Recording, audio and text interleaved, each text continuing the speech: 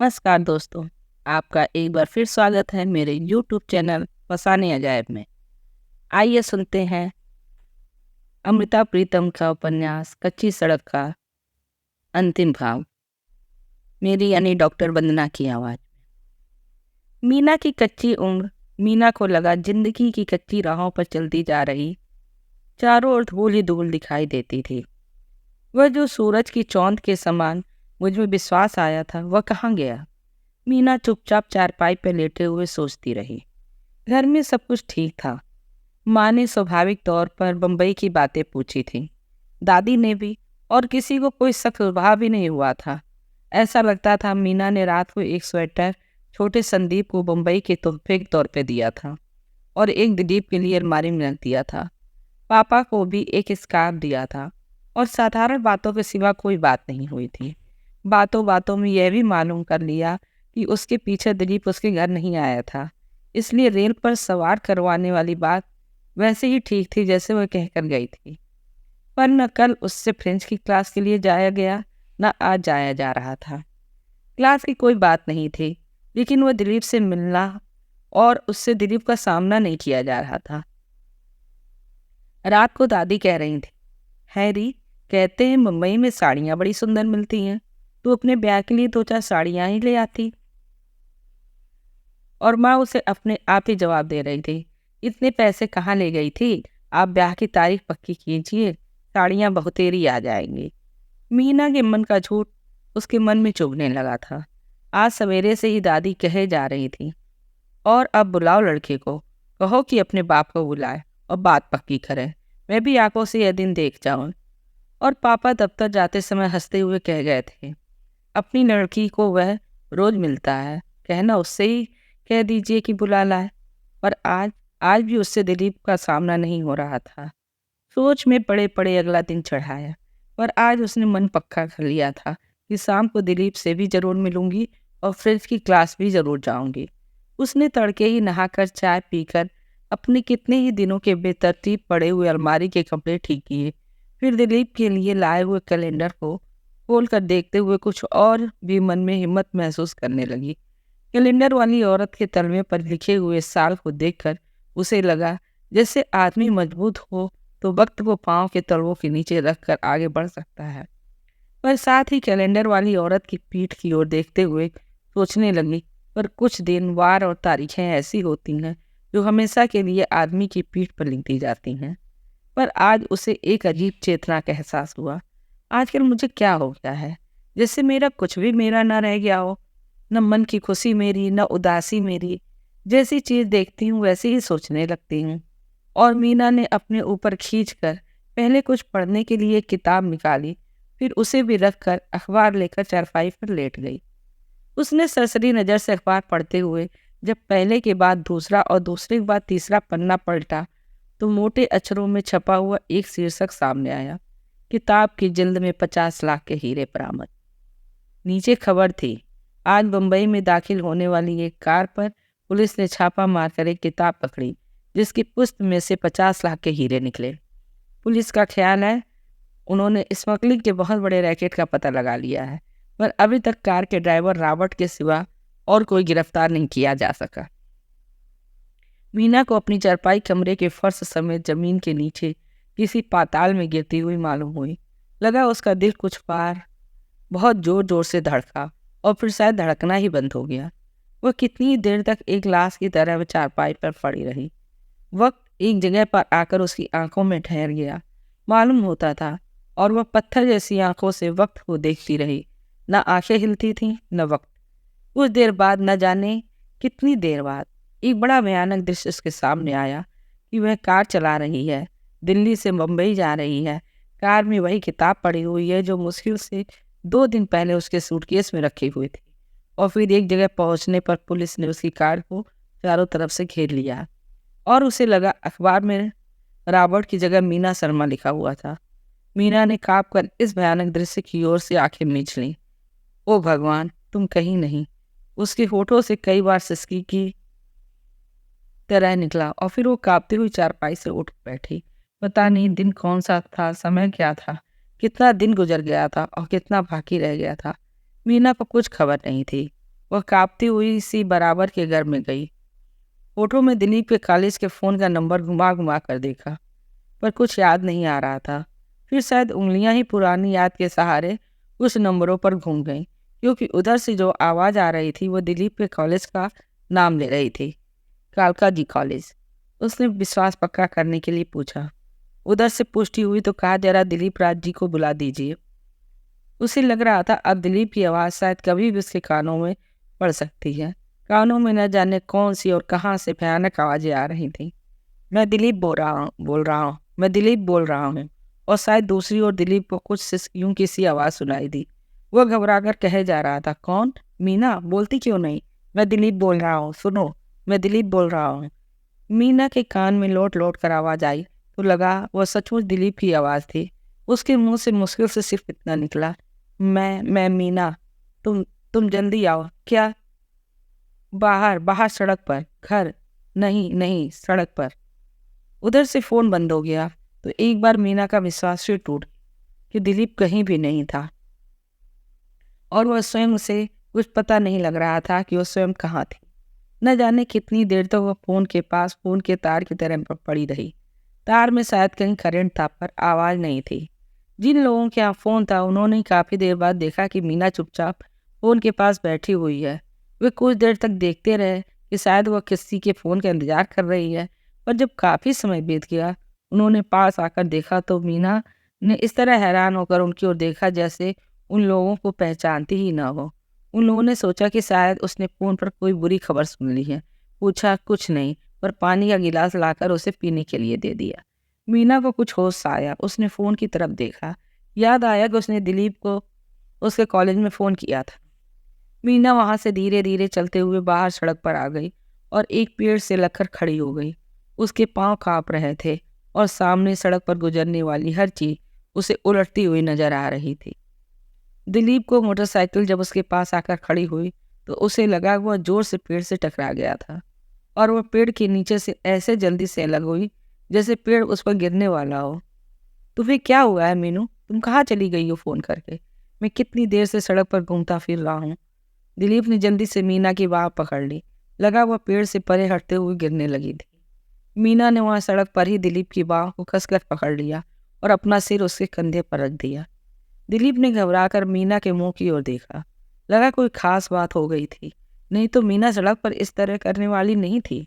घर चलें? दिलीप ने पूछा तो मीना ने अपने घर के अंदर वाली सड़क की ओर देखते हुए नहीं में सिर हिलाया। यहाँ नहीं, मेरे घर, दिलीप ने फिर कहा तो मीना ने हाँ में सिर हिलाया। मीना काँप सी रही थी। दिलीप को लगा वो मोटरसाइकिल पर नहीं बैठ सकेगी। उसने टैक्सी स्टैंड पर अपनी मोटरसाइकिल उन लोगों को सौंप दी और वहाँ से एक टैक्सी ले ली। रास्ते में दिलीप ने एक बार पूछा, तुम बम्बई से कब आई? पर मीना उसके कंधे से सिर लगाकर ऐसे चुप निडाल सी पड़ी थी कि दिलीप ने फिर कुछ नहीं पूछा। मीना को अपने कमरे में ले जाकर उसे पलंग पर लिटाकर दिलीप ने पूछा, चाय बनाऊं, पियोगी? पानी, मीना के मुंह से मुश्किल से निकला। दिलीप ने उसे पानी पिलाया, फिर उसका सिर तकिए पर रखकर धीरे धीरे उसका माथा सहलाने लगा। आज का अखबार, मीना ने फटी हुई आंखों से दिलीप की ओर देखा। मीना की बात दिलीप की समझ में नहीं आई, पर उसने पास रखी हुई मेज पर से आज का अखबार उठाकर मीना के सामने रख दिया। पूछा, क्या है आज के अखबार में? मीना ने कांपते हुए हाथ से पहला पन्ना अलग किया और अंदर के तीसरे पन्ने पर 50 लाख के हीरो की खबर पर उंगली रखी तो सारी की सारी उंगलियां कांपने लगीं। दिलीप ने खबर पढ़ी, पर हैरान होकर पूछा, इसमें क्या बात है? ऐसी बातें तो होती रहती हैं। यह किताब, किताब की जिल्द में हीरे चुराने का तरीका नया है? और क्या बात है? मीना की आवाज़ कांप रही थी, पर वो पूरे होश में थी। वह आज दिलीप को सब कुछ बता देना चाहती थी। तकिए पर से सिर उठाकर उसने पलंग के ढांसने से पीठ को सहारा दिया और कहने लगी, यह किताब मैं लाई थी। यह किताब? हीरो वाली? कहाँ से? लंदन से। दिलीप ने मीना के मुंह की ओर ऐसे देखा जैसे कि वो होश में बातें नहीं कर रही हो। मैं पूरे होश में हूँ। नहीं, तुम होश में नहीं हो। सच, मैं पूरे होश में हूँ। मैं मुंबई नहीं गई थी, मैं लंदन गई थी। दिलीप को फिर ख्याल आया कि मीना होश में नहीं है। पूछने लगा, अच्छा, तुम लंदन गई थी, तो तुम्हारा पासपोर्ट कहाँ है? मेरे पर्स में। मुझे दिखाओ, पर्स कहाँ है? वह घर की अलमारी में। पर्स पास नहीं था, इसलिए पासपोर्ट नहीं दिखाया जा सकता था। दिलीप ने सिर्फ इतना ही कहा, नहीं, मैं नहीं मान सकता। मीना अपने ही ध्यान में थी। दिलीप की बाह पकड़कर कांपते हुए कह रही थी, परसों एयरपोर्ट पर कस्टम वालों ने मेरे सूटकेस देखे थे। यह किताब मेरे सूटकेस में थी। उन्होंने देखी थी, पर उस समय उनको मालूम नहीं था। दिलीप की समझ में कुछ नहीं आ रहा था, तो भी उसने पूछा, पर तुम्हें मालूम था? नहीं, मुझे भी मालूम नहीं था। यह किताब तुम्हें किसने दी थी? पापा ने। तुम लंदन किसके साथ गई थी? पापा के साथ, मीना ने कहा और दिलीप के हाथ को अपनी ओर करके अपने दोनों हाथों से कसकर पकड़ते हुए कहने लगी, इन पापा के साथ नहीं दिलीप। फिर और किन पापा के साथ? दिलीप ने पूछा तो जवाब में मीना की आवाज़ का कंपन कम हो गया। लगा हुआ केवल हीरो की बात से इतनी घबराई हुई थी, अपने या अपनी माँ के भेद की बात से नहीं। पीड़ा से उतरता हुआ एक व्यंग्य सा उसके होठों पर आया, पर अब उसकी आवाज़ संभली हुई थी। कहने लगी, असल में मैं इन पापा की लड़की नहीं हूँ। इन पापा के एक दोस्त थे, मैं उनकी लड़की हूँ। अब दिलीप का कुछ घबराकर मीना की ओर देखने लगा। देखा कि मीना की आंखों में पानी आ गया है। कहने लगी, मैंने इसीलिए तुम्हें पहले नहीं बताया था। मैं जानती थी ये बात सुनकर तुम मुझे छोड़ दोगे। मैं गैर कानूनी। मीना की आवाज़ उसके गले में डूब गई। नहीं मीना, ये बात नहीं है। दिलीप कुछ घबराया हुआ सा इस बार पलंग की पट्टी से उठकर खड़ा हो गया, पर कोई मिनट भर के लिए खिड़की के पास खड़े होकर इधर को आ गया और मीना के पास पलंग की पट्टी पर चुपचाप बैठ। मेरे असली पिता का नाम देसराज मलिक है। मीना ने दिलीप के आगे और किस्मत के आगे मन में जो कुछ था सब का सब रख दिया। दिलीप फिर घबरा कर पलंग की पट्टी से उठ गया, पर परे खिड़की की ओर जाने लगा तो अचानक उसके पाँव रुक गए।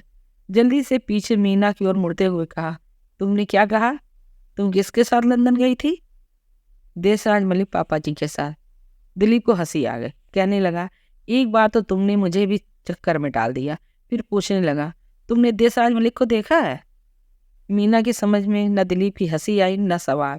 कहने लगी, वो तुम्हें याद है ना, एक काली कार मेरा पीछा करती थी। वह पापा जी ने ही मुझे बुलाने के लिए भेजी थी। वह वहाँ अशोका होटल में आए हुए थे। ओह गॉड! मीना के माथे की ओर मुंह को टोकते हुए दिलीप के हाथ कांपने लगे। वह कापी सी आवाज में कहे जा रहा था, तुम सचमुच जीवित हो ना? तुम सही सलामत लंदन से आ गई हो? तुम कहाँ चली गई थी? मीना को लगा कि दिलीप को अभी भी पूरी बात का पता नहीं लग रहा है। कहने लगी, पापा बीमार रहते हैं। उनका मन करता था मुझे एक बार अपने साथ लंदन ले जाए। मैं चली गई, पर अब मुझे अखबार देखकर लगा कि वह बहुत कोई गलत काम करते हैं। शायद तभी उनके पास इतना पैसा है। दिलीप ने लंबा सांस किया।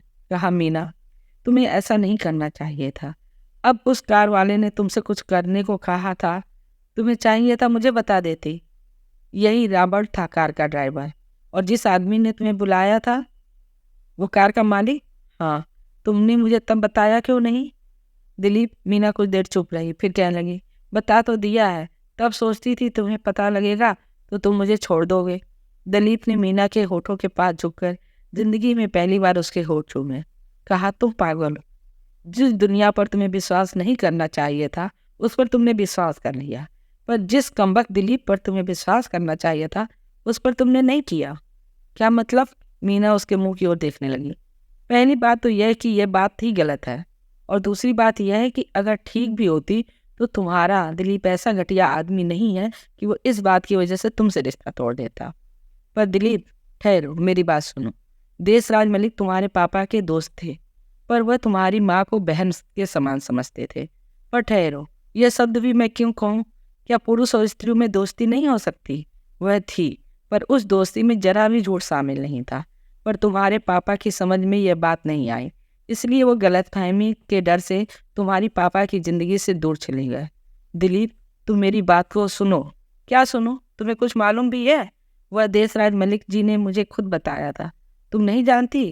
किसने क्या कहा है? दिलीप ने मीना को दोनों कंधों से झोड़ते गुस्से से कहा, तुम मुझे उस समय जरा सी भी बता देती तो मैं तुम्हें उसी समय होशियार कर देता। वह न जाने कौन था जिसके साथ तुम लंदन चली गई, पर वो मुझे बेटी बेटी, हाँ, तुम्हें बेटी बेटी कहता रहा होगा, क्योंकि वैसे तो वह तुम्हें लंदन बुला नहीं सकता था। पर वह उसे तुमसे सिर्फ एक मतलब था मीना, उसे तुम्हारे जरिए हीरे यहाँ पहुँचवाने थे। मीना की को बात का तार सुलझता हुआ लगा। अब उसे दिखाई देने लगा कि कि उस आदमी को पुलिस जरूर पहचानती होगी। वह कस्टम से किसी तरह भी गुजर नहीं सकता था, उसका कोई आदमी भी नहीं गुजर सकता था। उन लोगों को किसी ऐसे आदमी की जरूरत थी जिसे कुछ भी पता ना हो और जिस पर पुलिस की नज़र ना हो। एक एक बात स्पष्ट हो रही थी, उसे कार की ड्राइविंग भी इसीलिए सिखाई गई थी कि जब वह कार को मुंबई लेके जाएगी तो किसी को उस कार पर शक नहीं होगा। रॉबर्ट किस तरह उसकी मन्नतें कर रहा था कि वह कार चलाकर मुंबई छोड़ आए। मीना ने दिलीप को सब कुछ विस्तार से बताया। यह भी कहा कि अब मुझे लगता है अगर मैं उसकी लड़की होती तो इस तरह मुझे खतरे में न डालता। और मीना ने दिलीप से पूछा, पर तुम्हें किस तरह मालूम है कि वह देसराज मलिक नहीं था? दिलीप हंस दिया। वह नहीं था मीना, वह नहीं था। पता नहीं कौन था। देसराज मलिक मेरे पिताजी का नाम है। तुम्हारे पिताजी? तुमने उस दिन फॉर्म पे उन्हें देखा था ना? हाँ, उस दिन। तुम्हें याद नहीं? तुम जब चाय पीकर गेहूं के खेत की ओर चली गई थी, मैं पीछे रह गया था। उन्होंने मुझसे यही कहने के लिए रोक लिया था। उन्होंने मुझसे कहा था कि अगर मैं तुम्हारे साथ ब्याह करना चाहता हूँ तो अभी तुम्हारे पापा जी को उनका नाम बता दो, वह किसी दिन खुद जाकर उनसे मिल लेंगे। ओह गॉड! मीना को यकीन नहीं आ रहा था कि वो कौन कौन सी जगहों से गुजर कर आई थी और अभी तक जिंदा थी। पर दिलीप, उस आदमी ने मुझे वो तस्वीर दिखाई थी जो मेरे पहले जन्मदिन की थी और जिस दिन। और मीना ने चौंक कर कहा, पर वह तस्वीर उसने कहाँ से ली थी? मैंने वह तस्वीर नहीं देखी। अरे, यह बात पिताजी से सुनी है। उस आदमी को यह बात जरूर कहीं से पता चल गई होगी। तस्वीर उसने कहाँ से ली, किस तरह ली, उसकी खोज करनी पड़ेगी। पर दिलीप, अब तो वो लोग पकड़े जाएंगे तो इसमें मेरा नाम भी आएगा। शायद नहीं, क्योंकि इसमें उन लोगों को कोई फायदा नहीं है। पर अगर आए भी तो इसमें तुम्हारा क्या कसूर है? अब हम सब संभाल लेंगे। आप सब? पर यह बात मैं पापा जी को किस तरह बताऊंगी? मैं खुद धीरे धीरे बता दूंगा, तुम कुछ मत कहना, दिलीप ने कहा। और मीना ने कई दिनों का थका हुआ सा सर दिलीप के घुटने पर रख दिया। दिन कब का ढल गया, बाहर रात उतरने को थी। दिलीप जाकर एक टैक्सी ले आया और मीना को उसके घर छोड़ने चला गया। घर पहुंचकर मीना अंदर चली गई, पर दिलीप दहलीज पर ही खड़ा रहा। सामने मीना के पापा जी बैठे हुए थे। दिलीप वहीं खड़ा हुआ कहने लगा, अगर इजाज़त दे तो अंदर आ जाऊं। दादी जी कहती थी ना कि घर मत आना। पापा हंसने लगे। जरा दूर बैठी हुई अपनी माँ की ओर देखते हुए कहने लगे, अरे वो लड़की की दादी, लड़का अंदर नहीं आ रहा है, दरवाजे पर तेल देकर अंदर लंघाओ। दिलीप अंदर आते हुए बोला, पापा जी मेरी तो कोई बात नहीं, घर आपका 20 बरस का रूठा हुआ। पापा जी मेरी तो कोई बात नहीं, पर अगर आपका 20 बरस का रूठा हुआ दोस्त आ जाएगा तब उसे तेल चुहाकर अंदर लगाओगे? कौन? पापा कुछ हैरान होकर दिलीप की ओर देखने लगे। आपका दोस्त देसराज मलिक, मैं उनका लड़का हूँ। मीना की माँ दिलीप के बैठने के लिए कुर्सी आगे रख रही थी, पर कुर्सी उसके हाथ से जैसे छिटक गई। मुंह से निकला, सच रे? और उसने कसकर दिलीप का माथा चूम लिया। मीना के पापा जी जोर जोर से हंसने लगे, कहने लगे, रब भी अजीब चीज है। मैं तमाम उम्र सोचता रहा कि मैं उस मलिक जादे को पहले नहीं बुलाऊंगा, और आप अगर जब वो मुझे से माफ़ी मांगेगा तब मैं उससे बुलाऊंगा। और भी ससुरी यही सोचता होगा। तो रब ने कहा कि तुम दोनों जने रूठ कर बैठे रहो, मैं तुम्हें ऐसे लड़के लड़कियां दूंगा कि वही एक हो जाएंगे। हाय, यह मेरे देसी का बेटा है, कहते हुए दादी जब इधर दिलीप के पास आकर उसका सिर चूमने लगी तो दिलीप ने परे अपने कमरे के दरवाजे पर खड़ी हुई मीना की ओर देखा और हंस दिया। आज तो मैं बावली हो जाऊंगी, कहते हुए मीना की माँ ने अंदर चूल्हे पर चाय का पानी रखा और फिर बाहर आकर दिलीप के पास आकर बैठते हुए कहा, वह निगोड़ा है कहाँ? दादी हंसने लगी, अरे अब तो तेरा समधी लगता है, जरा आदर भाव से बोल। मीना अंदर रसोई से चाय बनाकर ले आई तो मेज पर प्याले रखते हुए कहने लगी, अंदर सब प्याले धुलने लायक है। राधा कहाँ चली गई? माँ प्यालों में चाय डालते हुए बोली, उस बिचारी के कर्मों में सुख कहाँ। लड़की का ब्याह करके फारिग हुई थी, पर लड़की घर आकर बैठ गई। जमाई खराब निकला, पहले कहीं जाकर ईसाई बन गया था, आज सुना कि उसने कोई हीरे चुराए हैं और उसे पुलिस पकड़ के ले गई है। क्या? मीना ने चौंक कर पहले माँ की ओर देखा, फिर दिलीप देखा। और बुरे कर्मों के बुरे नतीजे, माँ कह रही थी। तभी दिलीप ने पूछा, उसका क्या नाम था? वही खबर होगी ना जो आज अखबार में थी। अरे नाम तो उसका अच्छा भला था, रामचंद। बाद में किसी लड़की के चक्कर में आकर रावण बन गया। माँ ने बताया और चाय का प्याला दिलीप को देते हुए कहने लगी, फिर अब उससे पूछना अभी भी उसका गुस्सा उतरा है कि नहीं।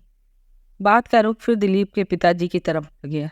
दिलीप ने चाय के 2 घूंट भरकर कहा, अच्छा माँ, वह तस्वीर तो दिखाओ, मीना के जन्मदिन वाली, जो पिताजी उसके लिए सितारों वाली फ्रॉक ले आए थे। माँ अंदर से जाकर तस्वीर ले आई और दिखाते हुए पूछने लगी, है रे, कभी पुरानी बातें भी करता है वो? मैंने तो सोचा था कि उसे कुछ ध्यान ही नहीं होगा। दिलीप हंसने लगा, कहने लगा, अगर वह बातें ना करते तो मुझे इन सितारों वाली फ्रॉक की बात कैसे पता होती। और तस्वीर को देखते हुए कहने लगा, पर यह तस्वीर मैंने पहले भी कहीं देखी है, न जाने कहाँ, शायद पिताजी के पास देखी होगी, या शायद यह बात सुनकर ही लगने लगा कि तस्वीर देखी थी। माँ कहने लगी, अरे कैसे, वह तो तस्वीर खिंचवाने से पहले ही रूठ के चला गया था। नहीं, सच तस्वीर खिंचवाने लगे थे तो रूठ कर चला गया। उसके पास कहाँ से आएगी ये तस्वीर? यह तो बस 2 कॉपियाँ थी, एक मैंने संभाल कर रखी हुई थी, दूसरी राधा ने ले ली थी। सब लोगों के बीच में वह भी तो खड़ी हुई है। मीना ने हैरान होकर दिलीप की ओर देखा, मानो वो जिंदगी के गहरे अर्थों की ओर देख रही हो। दिलीप ने सब अर्थों को खोलने वाली नज़र से एक बार मीना की ओर देखा, फिर उठते हुए कहने लगा, पापा जी, परसों आपकी इतवार की छुट्टी है, चलिए सब पिताजी से मिलने फ़ोन पे चले।